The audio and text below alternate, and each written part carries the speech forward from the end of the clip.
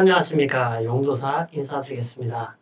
이제 며칠 뒤면 대한민국의 새로운 대통령을 뽑는 대선입니다. 지금 가장 강력한 두 후보, 바로 이재명 후보와 윤석열 후보가 되겠습니다. 우선 이재명 후보와 윤석열 후보 간의 특징과 차이점에 대해서 말씀드려 보도록 하겠습니다. 이재명 후보는 이해 득실을 따지는 촉이 아주 발달해 있다. 이것이 가장 큰 특징이라고 볼 수가 있겠습니다. 자신이 손해보는 일은 절대 하지 않는다. 그러므로 피하 구분이 확실하다. 해서 이 후보가 당선이 된다면 철저히 이해관계에 얽매인 그러한 정치 행보를 보일 것이다. 자기 사람으로 자리매김을 한다거나 소통이 되지 않는 불통의 카리스마, 이런 것을 예상할 수가 있겠습니다. 국내외적으로 보자면 국내 상황에 있어서는 입김도 세고 어느 정도의 컨트롤력, 통제력을 갖추고 있다라고 판단할 수가 있을 것입니다. 그러나 대외적인 행보를 볼 때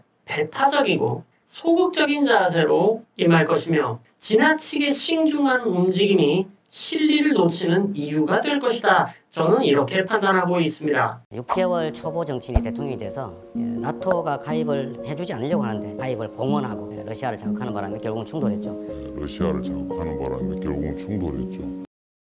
바로 이런 점이 윤 후보와 상반된 입장이라고 보여집니다.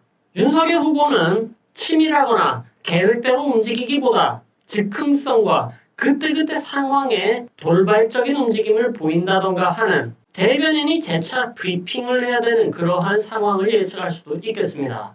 확실한 통제와 완벽한 컨트롤보다는 그 상황, 흐름에 맡기고 좀 더 큰 밑그림을 바라본다. 이렇게 예상할 수가 있습니다. 이명박 박근혜 정부 때와 문재인 정부를 비교하면 어느 정부가 그나마 중립적입니까? 중립을 보장하고 있습니까? 상당히 쿨하게. 좋습니다. 상당히 쿨하게. 이러한 모습은 주변 사람들이 봤을 때 과연 윤 후보는 생각이란 있는 것인가? 무엇을 노리고 있는 것인가? 무슨 생각으로 저런 행동을 하는 것인가?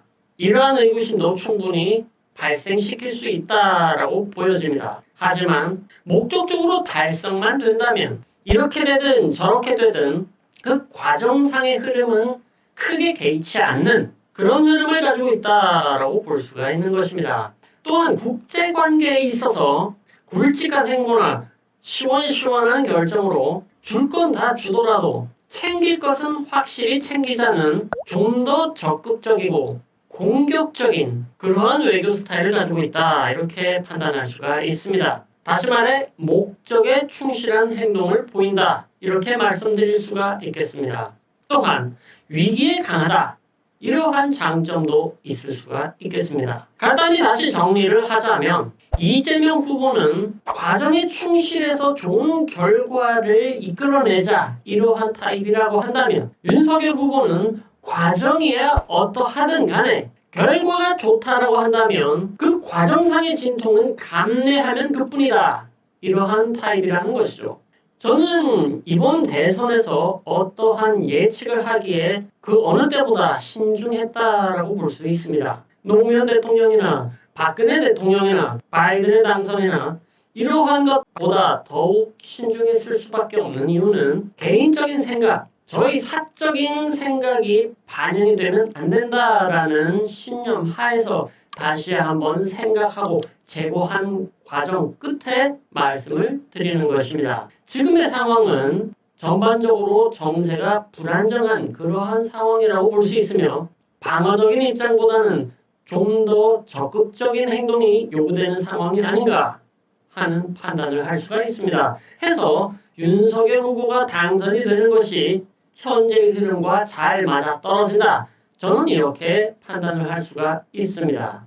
보수든 진보든 이러한 정치적 입장과는 달리 철저히 객관적인 시각으로서 이번 대선을 바라보고 판단을 해보고자 하였음을 다시 한번 말씀드리면서 이제 며칠 남지 않은 대선, 과연 어떤 후보가 당선될지 여러분도 끝까지 자신의 귀중한 한 표를 소신껏 던지시기 바랍니다. 오늘은 여기까지 하도록 하겠습니다. 감사합니다.